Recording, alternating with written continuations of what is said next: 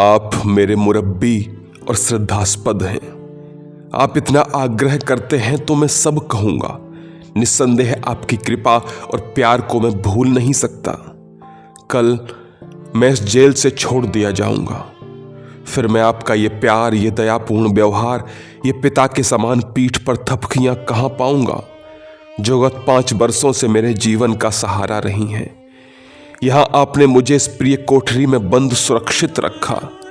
अब जब उन्मुक्त संसार में जहां अनगिनत आदमी, अनंत भूमि, नगर, गांव, सड़क, सवारी, धन संपदा, सुख दुख, मोह वेदना, जीवन और मरण हैं, मैं कल फेंक दिया जाऊंगा।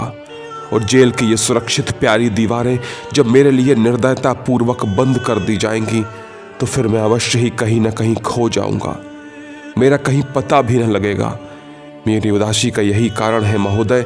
नैतिकता मेरे बीच में बाधा डालती है, वरना मेरे एक साथी ने मुझे एक ऐसा रास्ता सुझा दिया है कि आपके लिए कुछ ना हो सकेगा और मैं जेल में कम से कम चिरकाल तक, और सफल हुआ तो मृत्यु तक बना रह सकता हूं। नौजवान कैदी ने उद्वेगपूर्ण स्वर में और आकुल आंखों से वृद्ध जेलर की ओर ताकते हुए उसके चरणों में घुटनों के बल बैठकर हांफते हांफते ये शब्द कहे। बूढ़े जेलर के मुख पर कोई विकार नहीं आया। उसने धीर गंभीर स्वर से कहा, तुम्हारे साथी ने कौन सा रास्ता सुझा दिया है? क्या तुम वो मुझे बता सकते हो? वो करुण किंतु मर्म भेदनी दृष्टि से युवक को ताकता रहा। युवक ने और भी अधिक विषाद भरे स्वर में कहा, आपसे मैं कैसे छिपा सकता हूं? मेरे साथी ने कहा है कि मैं कोई ऐसा अपराध कर डालूं जिससे मुझे फिर जेल में रहना पड़े, जैसे मैं किसी को पीट पीट कर घायल कर दूं, या दीवार काट कर भागने की चेष्टा करूं, या फिर। वृद्ध ने हाथ के संकेत से उसे बीच में ही रोक कर कहा, परंतु तुम क्या ये सब कर सकते हो? नहीं नहीं महोदय, मैं नहीं कर सकता। मैं कैसे किसी को पीट सकता हूं? और दीवारों में सेंध? वो दोनों हाथों से मुंह ढांप कर रोने लगा। बूढ़ा जेलर चुपचाप उसकी पीठ पर हाथ फेरता रहा। फिर वो वहीं चटाई पर उसके सामने बैठ गया, उसका मुंह ऊपर को उठाया, उसके आंसू पोंछे। चांदनी चटक रही थी और कोई पक्षी कभी कोई एक अस्फुट शब्द बोल देता था। जेल की सब बैरकें बंद थीं, सर्वत्र सन्नाटा था। बीच में कभी कभी बॉर्डर की तालियों का झब्बा झंझना उठता था और कभी पहरेदार के पैरों की आहट सन्नाटा भंग कर देती थी। बूढ़े जेलर ने कहा, कैसी सुंदर उज्जवल चांदनी है और कैसी सुहावनी रात है। जेल की इन काली दीवारों के बाहर इसका सौंदर्य और भी बढ़ा चढ़ा है। मसलन मेरे बंगले के बरांडे से जहां रजनीगंधा का वो पेड़ है, चांदनी कितनी प्यारी लगती है। बूढ़ा एक का एक चुप होकर कुछ सोचने लगा और युवक जैसे बूढ़े के जादू भरे शब्दों से विभोर होकर उन्मत्त हो गया। उसने जरा उठकर जेलर को कसकर पकड़ लिया। उसने जेलर का बंगला देखा था। वहां वो एक अरसे से माली का काम करने जाता रहा है। वहां के सौंदर्य का मूल्य वो जानता है। वहां मृदुला भी तो है, बूढ़े जेलर की मातृहीना लड़की, जिसने जेल के इस कैदी को अपनी मृदुमंद मुस्कान, अपना कोमल स्पर्श, अपनी स्नेहमयी चितवन और न जाने क्या क्या दिया है। पिछले 3 वर्षों से ऐसी ही चांदनी रातों में वो उस कोमलांगी किशोरी के पैरों के पास बंगले की सीढ़ियों पर बैठकर कितनी बार उसके कुर्सी पर बैठने के अनुरोध को अस्वीकार कर चुका है, उसे रुला चुका है। भला वो कैदी, खूनी डाकू कैदी जेलर की कन्या के साथ कुर्सी पर बैठ सकता है? नहीं नहीं, वो ऐसा नहीं कर सकता। और अब जबकि उसकी जेल में ये अंतिम रात है, कल वो यहां से चला जाएगा। कहां, इसका कोई ठिकाना नहीं। दुनिया में कहीं उसके लिए कुछ नहीं है। वो जाएगा कहां, कहीं रहेगा कैसे? इसी से तो जेल से जाते हुए उसका हृदय फटता है। वो जेल से बाहर जाना नहीं चाहता, किसी भी तरह नहीं। परंतु बूढ़े जेलर ने जेल के बाहर के उसी सौंदर्य का उसे यह समय स्मरण दिला दिया जिसे वो याद रखना नहीं चाहता। अरे रजनीगंधा के वृक्ष के पास ही तो बरामदे में वो कुर्सी पड़ी है जिस पर मृदुला अपने कोमल नवीन अंग को बिखेर कर उस अभागे कैदी पर प्यार और हास्य की वर्षा करती है। जैसे मृदुला ने उसे अकस्मात ही अपने सुरभित आलिंगन में भर लिया हो, जैसे वो फूलों के ढेर में सो गया हो। उसे ऐसा मालूम हुआ उसने चेतनाहीन बच्चे की भांति चीख कर कहा, पापा, और दूसरे ही क्षण उसके पैरों में लुढ़क गया। बूढ़े ने उसकी पीठ थपथपाई, फिर कहा, अब सुनाओ, मुझे सब सुना दो, कुछ भी मत छुपाओ। युवक ने हिचकियां लेते हुए कहा, कुछ भी नहीं छिपाऊंगा पापा, मैं सब कुछ कहता हूं।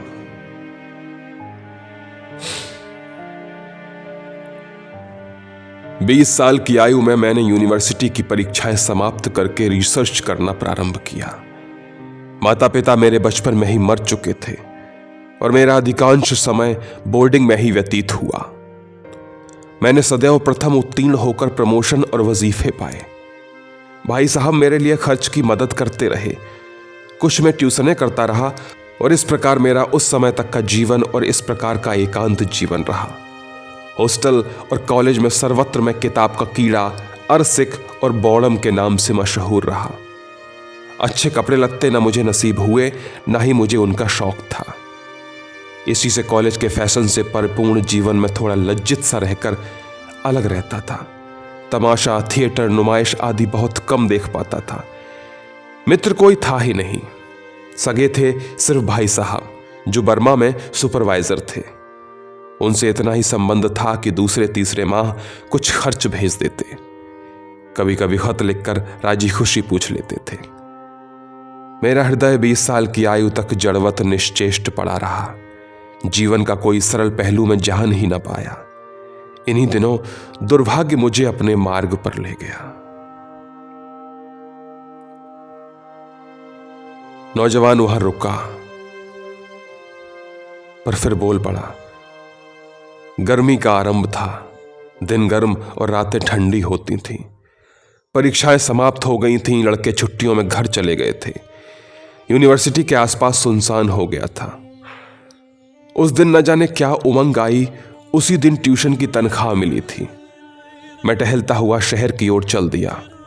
एक खाली तांगा जा रहा था, उसे रोका और बैठ गया। मन में आया कोई फिल्म देखूं और मैं नोवेल्टी सिनेमा आ गया। फिल्म कोई अच्छी ही थी, पर मैं वहां फिल्म देखने थोड़े ही आया था। मुझे तो होनी खींच लाई थी। मैं टिकट लेकर हॉल में घूम रहा था। खेल शुरू होने में देर थी। मैंने देखा कि 2 औरतें एक तांगे से उतर कर अंदर आई हैं। एक स्त्री अधेड़ और मोटी थी। उसका रंग खूब गोरा, आंखें बड़ी बड़ी, नाक मोटी और माथे पर चांदी के समान उज्ज्वल बाल थे। उसके साथ वाली कोई 15-16 साल की किशोरी थी। उसकी नाक में नथ पड़ी थी।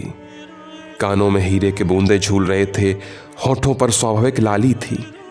गालों का रंग पक्के अंगूर की भांति था। आंखों में चंद्रमा की उज्ज्वलता कूट कूट कर भरी थी। वह यौवन की लहरों पर तैर रही थी। उसके अंगों की सुषमा, उसके सौंदर्य का बखान, उसकी शोभा का वर्णन न मैं तब कर सकता था, न मैं अब कर सकता हूं। उसको देखकर मुझे ऐसा मालूम हुआ जैसे मुझे ज्वर चढ़ रहा है और मैं बीमार हो गया हूं। मेरा सर घूमने लगा और मैं वहीं बैठ गया। खेल में कहां क्या हो रहा था मुझे कुछ नहीं दिखा। काले सफेद धब्बे चीखते चिल्लाते से नजर आ रहे थे और बीच में शायद शो भी गया। एकाएक मैंने देखा कि खेल खत्म हो गया, रोशनी हो गई है और सब लोग जा रहे हैं। मैं भी हड़बड़ा कर उठा, बाहर आया पागल की तरह। इधर उधर दौड़ दौड़ कर देखने लगा। तब देखा पास ही वो दोनों किसी सवारी की प्रतीक्षा में भीड़ से जरा बचकर खड़ी हैं। वहां खूब रोशनी थी।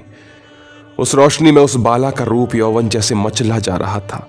मेरा साहस और निकट जाने का नहीं होता था, फिर भी बाला ने मुझे देख लिया। उन मद भरे नैनों ने उसने एक विह्वलता बिखेरी। वो तनिक हंसी। उसी हास्य की एक कोर मेरी ओर छोड़कर वो अपनी संगनी के कान में कुछ कहने लगी। संगनी ने मेरी ओर मुड़कर देखा। अब मुझे कुछ साहस हुआ। आगे बढ़कर मैंने कहा कि क्या मैं आपकी कुछ सेवा कर सकता हूं? एक बार दोनों ने परस्पर आंख मिलाई। बाला ने एक बार मुझ पर दृष्टिबाण फेंका। उसकी संगिनी ने कहा, शुक्रिया, अगर तकलीफ ना हो तो एक तांगा कर दीजिए। मेरा साहस बढ़ता ही जा रहा था और मेरे खून की एक एक बूंद उछल रही थी। मैंने बड़ी ही कठिनाई से कहा कि भीड़ बहुत है, यदि आप कुछ मिनट ठहरें तो तांगा मिल जाएगा। तब तक अगर हर्ज ना हो तो आइए इस रेस्टोरेंट में जरा सुस्ता लीजिए। मैं सोच ही न सका कि ये औरतें जब मेरे साथ रेस्तरां में जाएंगी तो लोग क्या कहेंगे। मैं जैसे अपने किसी कॉलेज के साथी से कह रहा हूं, वैसे ही उनसे भी कह उठा। उन दोनों ने फिर दृष्टि विनिमय किया। बाला ने फिर मेरे ऊपर एक दृष्टिबाण फेंका। वो मुस्कुराई और उसकी साथिन ने कहा, आइए फिर, यहां खड़े खड़े तो अच्छा नहीं लगता। और मैं जुनून में भरा उनके साथ हो लिया। काफी देर तक हम वहां खाते पीते रहे। मैं चाहता था कि वो खाना पीना कभी खत्म ना हो, पर खत्म तो उसको होना ही था। जब हम चलने लगे तो बाला ने वीणा विनिंदित स्वर में कहा, अब यूं आपको नहीं छोड़ा जाएगा, घर चलिए। जैसे चुंबक लोहे से बेबस चिपक जाता है, उसी भांति मैं भी उनके पीछे पीछे चला गया। वो घर नहीं था, एक इंद्र भवन था। वैसा श्रृंगार, वैसा ऐश्वर्य मैंने कभी देखा नहीं था।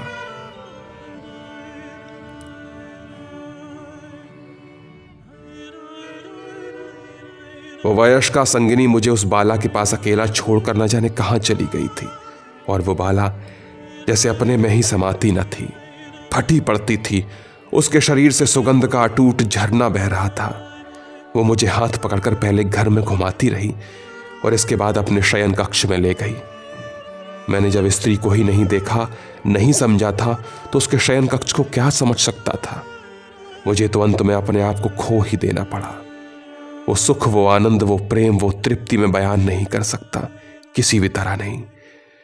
और जब मैं उषा के पूर्व के अंधकार में यूनिवर्सिटी रोड पर चारों ओर के सन्नाटे को पार करता हुआ हॉस्टल की ओर जा रहा था, तब ऐसा लग रहा था जैसे हवा में उड़ रहा हूं। उसके प्रिय मधुर शब्द हवा में गूंज रहे थे। उसका सुरभित कोमल सुखद आलिंगन जैसे देह से दूर ही नहीं हो रहा था। वो जैसे जाने नहीं देती थी, मत जाओ, मत जाओ, ओ छलिया, ओ प्यारे। परंतु पापा मैं क्या कहूं, वो तो वैश्या थी। उसने ये उसी दिन स्वीकार किया था, पर मैं वैश्या क्या होती है ये जानता ही नहीं था। उस स्त्री को छूकर ही मेरे अंदर यौवन का विकास हो गया था। सारे संसार में मुझे उसी की स्मृति दिख पड़ती थी, सिर्फ उसी की, अपनी भी नहीं। दूसरे दिन जब मैं वहां पहुंचा तो मैंने देखा कि संगीत की स्वर लहरी मेरे स्वागत के लिए उस घर में धूम मचाती फिर रही है। अब इसके सिवा मैं सोच ही क्या सकता था, पर आगे बढ़कर देखा तो द्वार बंद था।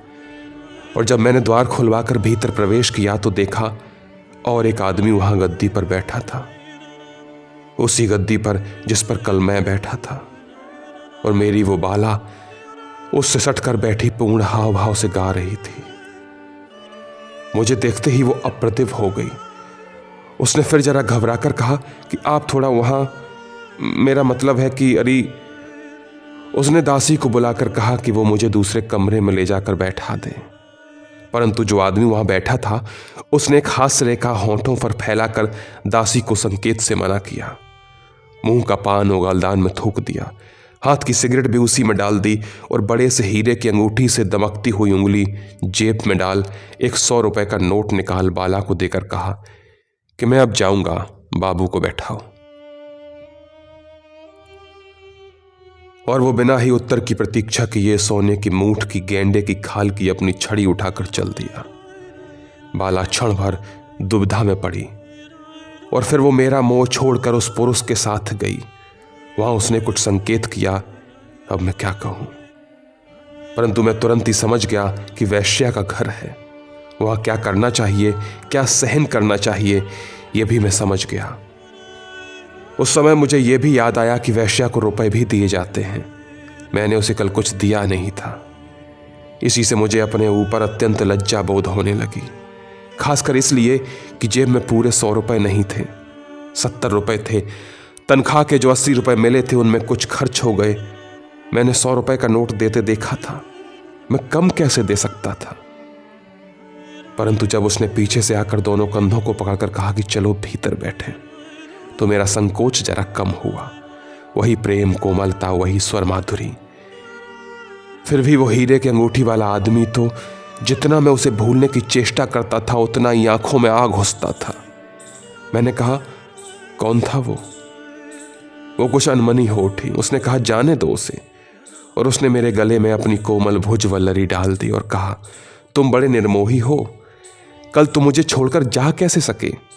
कहो, अब फिर जाओगे? मैं कुछ कैसे कहूं? वो हीरे की अंगूठी वाला आदमी और उस नोट के बड़े बड़े अक्षर 100 रुपए मेरे आंखों में जैसे रेत के कण की तरह खटक रहे थे।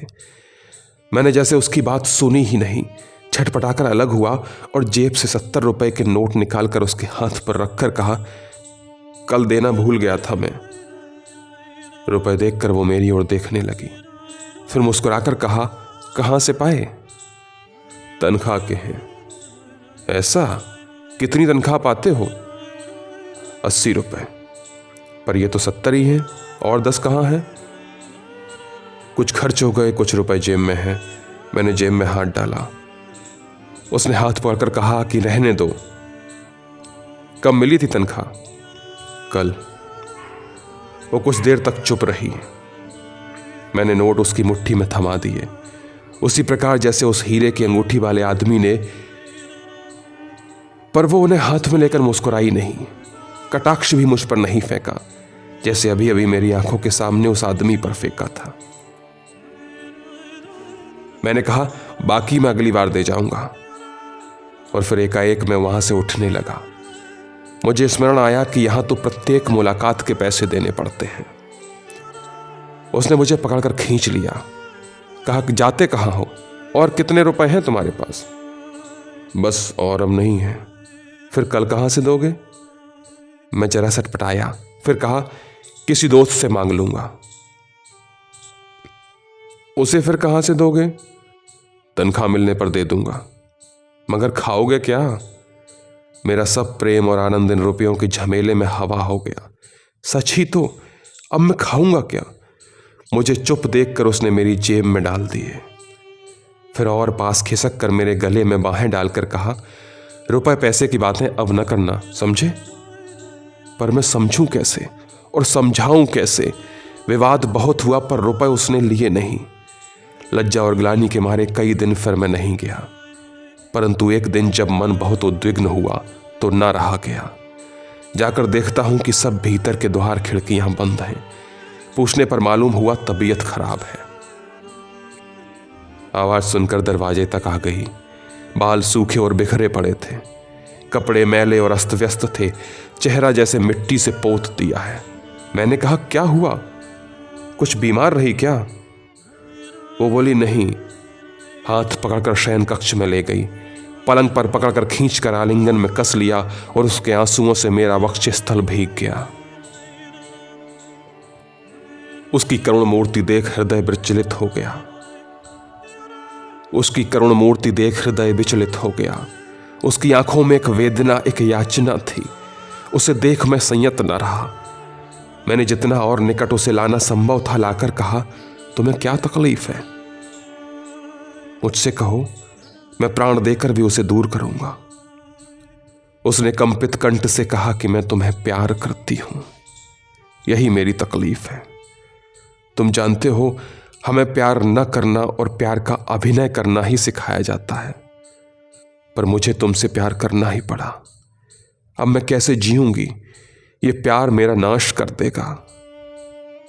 मैंने व्याकुल होकर कहा, ये तुम कहती क्या हो? प्यार तुम्हें नाश कर देगा? प्यार तो मनुष्य को अमर कर देता है। प्रेम की बड़ी महिमा है। मैं तुमसे कहता हूं कि जब से प्यार मेरे हृदय में उदय हुआ है, मेरा जीवन पल्लवित हो गया है। आह, कदाचित मैं भी तुम्हारी ही तरह किसी सद्गृहस्थ की कन्या होती तो ऐसा ही समझती, परंतु अब तुम देख ही रहे हो, मैंने गाना बजाना सब बंद कर दिया है, सारी आमदनी बंद है। सोच रही हूं कि जब तक एक भी जेवर है बेच कर खाऊंगी, इसके बाद फिर देखा जाएगा। मैंने उत्साह से कहा कि इतना क्यों? मैं मानता हूं कि मेरी तनख्वाह बहुत कम है, पर इतनी कम भी नहीं कि हम लोगों का गुजारा ना हो सके। हाँ, ये शान नहीं निभ सकेगी। शान की ना कहो, मैं झोपड़ी में भी रह सकती हूं, परंतु मां को जानते हो, वो खाए जाती है, उसके खर्च शाही हैं, उसकी आदतें बिगड़ी हुई हैं। हम लोगों का ये सप्ताह जैसे संघर्ष में बीता है। उसकी बात तुमसे कैसे कहूं? पर मैंने प्रतिज्ञा की है कि जान दे दूंगी, पर मैं अब सिर्फ तुम्हारी ही होकर रहूंगी, सिर्फ तुम्हारी। तुम अपनी पत्नी का पवित्र दर्जा भले ही मुझे न दो, मुझे कोई परवाह नहीं। मैं प्रत्येक स्थिति में तुम्हारे साथ रहने को तैयार हूं, मेरे प्यारे स्वामी। ओह, उसके ये शब्द न थे, तीर थे। उन शब्दों ने मेरी आत्मा तक को मूर्छित कर दिया। मैंने अपने भाग्य को सराहा, उसको बाहुपाश में कसकर अंगड़ित चुम्बन लिए। मैंने कहा, चिंता न करो, मेरा तन मन तुम्हारे अर्पण है, मेरा भविष्य उज्जवल है और मैं अपने को तुम्हारे योग्य प्रमाणित करूंगा। मुझे ऐसा मालूम हुआ जैसे हम लोग धीरे धीरे एक हो गए हों, और जब मैं वहां से लौटा तो जैसे पृथ्वी भर का अधिपति हूं, विश्व की संपदा का स्वामी हूं। स्वप्न देखता लौटा, आनंद, प्रेम, आलोक मेरे नेत्रों, मेरे हृदय और मेरी आत्मा में रम रहे थे। दूसरे ही दिन अचानक मैं बीमार पड़ गया। मैं कोई 1 सप्ताह तक वहां न जा सका। यह भी सोच रहा था कि वेतन मिले तो लेकर जाऊं, वहां खर्च की दिक्कत है, ये साफ दिख रहा था। उसके लिए मेरे मन में विकलता उत्पन्न हो गई थी। जाकर देखा तो सन्नाटा था। मन में हर्ष की रेखा उदय हुई, परंतु पूछने पर नौकर ने कहा, प्रदर्शनी देखने गई है। मन कुछ छोटा सा हो गया। बिना कुछ जवाब दिए मैं प्रदर्शनी की ओर चला। बहुत भीड़ थी। रंग बिरंगी पोशाकें पहनकर सुंदरियां तितली की भांति घूमती फिरती थीं। बिजली के प्रकाश में उनका रूप और यौवन जैसे मुखरित हो उठा था, परंतु मुझे ये सब देखने का अवकाश ही न था। मैंने अपनी पूजा की प्रेम की मूर्ति को आंखें फैलाए देख रहा था। मुझे ज्यादा प्रयास नहीं करना पड़ा। देखा, सामने एक बनारसी साड़ी की दुकान पर वो खड़ी थी। धानी साड़ी और उस पर मैच करता हुआ जंपर और चप्पल उसकी शरीर शोभा का विस्तार कर रही है। वो बिजली के प्रकाश में उससे भी उज्जवल अपना हास्य बिखेर रही है। उसके साथ में वही हीरे की अंगूठी वाला आदमी है। उसने एक कीमती साड़ी खरीद ली है, जिसका रुपया उसी आदमी ने लापरवाही से फेंक दिया है, और वो उसके कंधे और वक्ष से सटा हुआ धीरे धीरे आगे बढ़ रहा है। मैं कुछ दूर ठिठक गया। मुझे मालूम हुआ जैसे मेरे हृदय की गति रुक गई है, परंतु उसने मुझे देख ही लिया। मुझे देखते ही जैसे उसके प्राण निकल गए। उसका हाथ से रुक गया, हाथ की साड़ी छूट पड़ी और भौचक सी मेरी ओर देखने लगी। मेरी आंखों से आग निकल रही थी और वो मेरी ओर अब न देखकर धरती की ओर देख रही थी। उसके साथी ने एकाएक सब बातें नहीं समझी और उसने कहा, अरे साड़ी गिरा दी तुमने?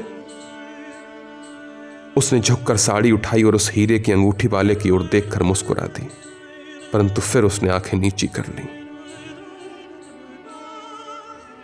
मैं उस बदमाश की अशिष्टता पर जल उठा था। इच्छा होती थी कि आगे बढ़कर गर्दन नाप दूं। उसने भी मुझे देखा और मतलब कुछ कुछ समझ गया।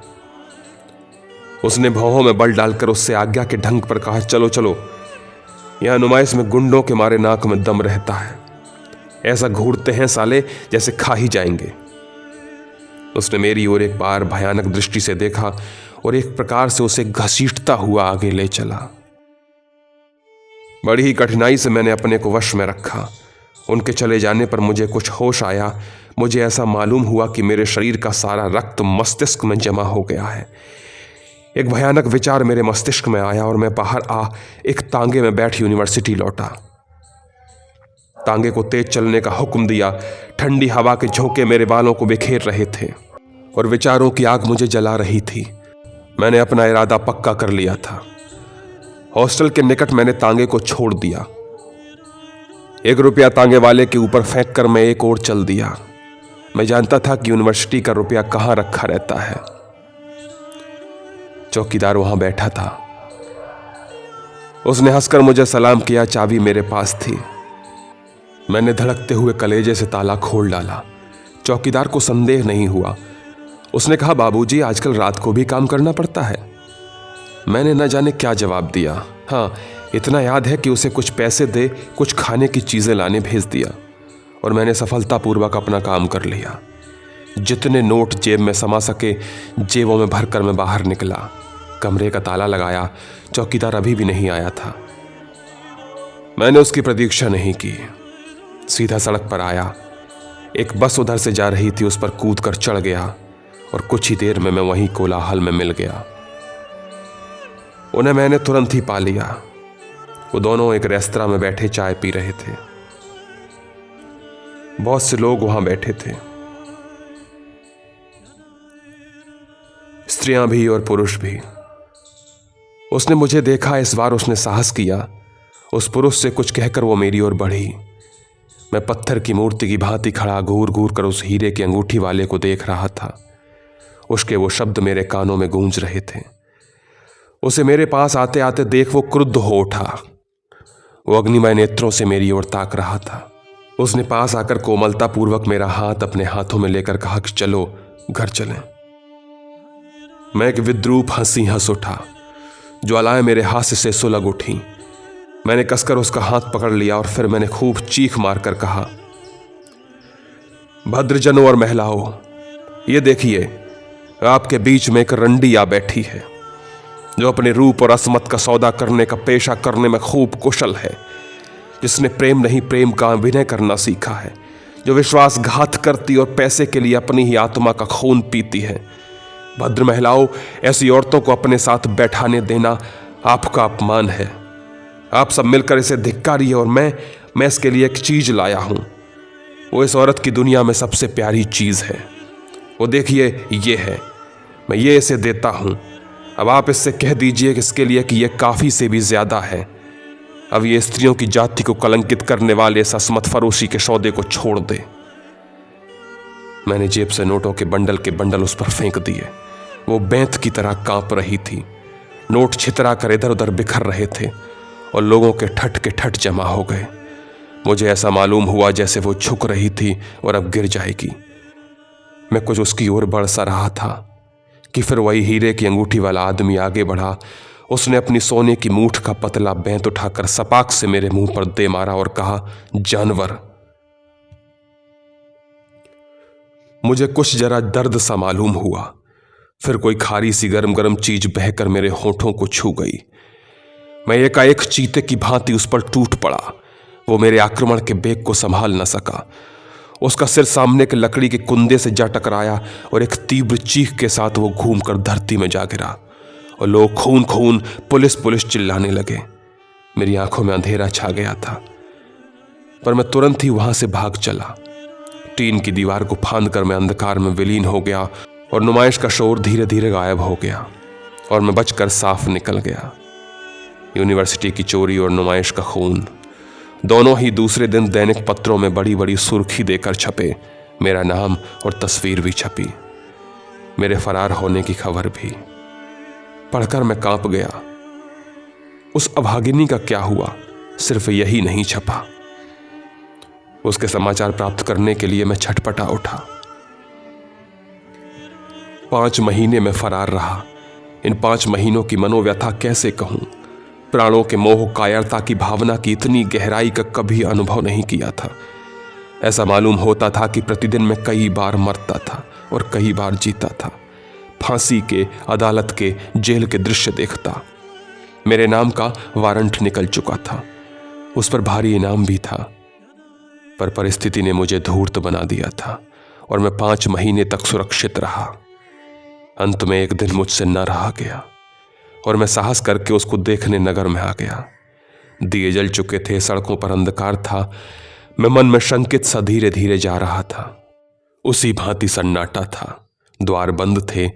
मैंने धीरे से द्वार खटखटाया। स्वयं उसकी मां ने दरवाजा खोला। मुझे देखकर वो चमक पड़ी। फिर उसने उंगली के संकेत से मुझे चुपचाप भीतर आने को कहा। वहां जाने पर उसने सतर्क होकर द्वार बंद कर लिया। फिर कहा, प्रति क्षण यहां पुलिस के आने का भय है, मकान पर पहरा लगा हुआ है, तुम कैसे आ गए? मैंने कहा, वो कहाँ है ये बताइए। धीरे बोलिए।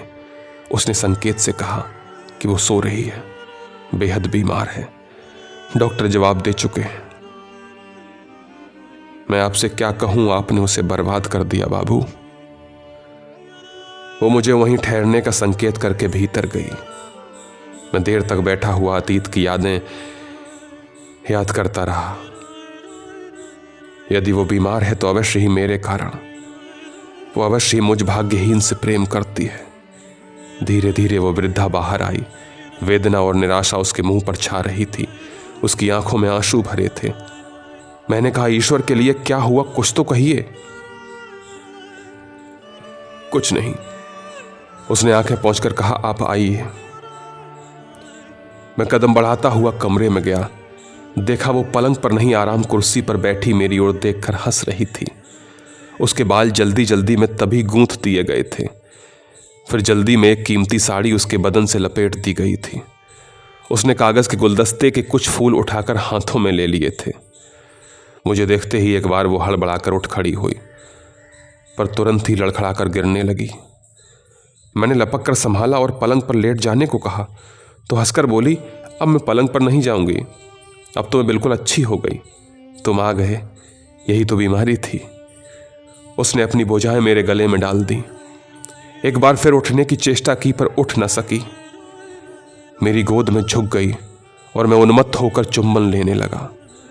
उसने मेरे रूखे बालों पर हाथ फेरा, मेरा मुरझाया मुंह देखा, हंसती रही, फिर कहा, बड़े निर्मोही हो, मगर आए तो। मैंने कहा था कि जरूर आएंगे। कहो, अब तो मुझे छोड़कर तो न जाओगे ना? मैंने कहा, कैसे कहूं, जानती हो ना, जान पर खेल कर आया हूं, और तुम्हारे बिना ये दिन कैसे गए हैं। उसने मेरे मुंह पर हाथ रख दिया, बोली नहीं, हंसती ही रही। मैंने एक बार उसे कसकर छाती से लगा लिया। एक कपकपी उसके शरीर में पैदा हुई और फिर निस्पंद। पहले मैं कुछ समझा ही नहीं। हास्य की रेखा उसके होंठों पर थी, बाहें उसकी शिथिल होकर लटक गईं, आंखें पथरा गईं। वो मर गई, हंसती हंसती मेरी गोद में मर गई।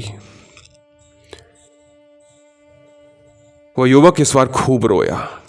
फिर उसने कहा कि ये पापा, कहानी तो खत्म हो गई और आपको अब अटकाऊंगा नहीं। उसके सब कामों से निपट कर मैं सीधा थाने चला गया और वहां के विधि विधान समाप्त कर इस जेल में, जहां मेरे 7 साल बीत गए, पूरे 7 साल। अब आप कहते हो कि मुझे जाना होगा। इन कोठरियों की दीवारों को छोड़कर आप ही कहिए, मैं जाऊंगा कहां? वो कातर होकर फिर बूढ़े जेलर की ओर देखने लगा। जेलर अब खड़ा हुआ। उसने उसकी पीठ पर हाथ फेर कर कहा कि चिंता न करो मेरे बच्चे, कल होने दो, अब तुम निश्चिंत होकर सो जाओ। आज बूढ़े जेलर के पीछे पीछे कैदी आकर जेलर के बंगले के बाहर बरांडे में उसी कुर्सी के पास जा खड़ा हुआ। मृदुला उस पर बैठी एक रेशम पर फूल निकाल रही थी। उसे मृदुला के पास पहुंचाकर जेलर भीतर चला गया। मृदुला ने हंसकर कहा, तुम छूट गए? हाँ मृदुला, पर इसी का तो मुझे दुख है। क्यों? कैदी बोला नहीं। उसने एक बार मृदुला की ओर देखा और टप से एक आंसू गिरा दिया। यदि तुम फिर कैद कर लिए जाओ तो मैं इसे अपना अहोभाग्य समझूं। अच्छी बात है, भीतर जाओ। वो उसे बंगले में ले गई, एक कमरा दिखाकर कहा कि यहां बैठो, ये कपड़े हैं, वो गूसल खाना, नहा धोकर कपड़े पहन लो, मैं चाय लाती हूं, पापा को भी बुला लाती हूं। घबराओ मत, मैं तुम्हारा विश्वास करती हूं कि भागोगे नहीं, इसलिए ताला बंद नहीं कर रही हूं। वो खिलखिलाकर हंसी और फिर बाहर भाग गई।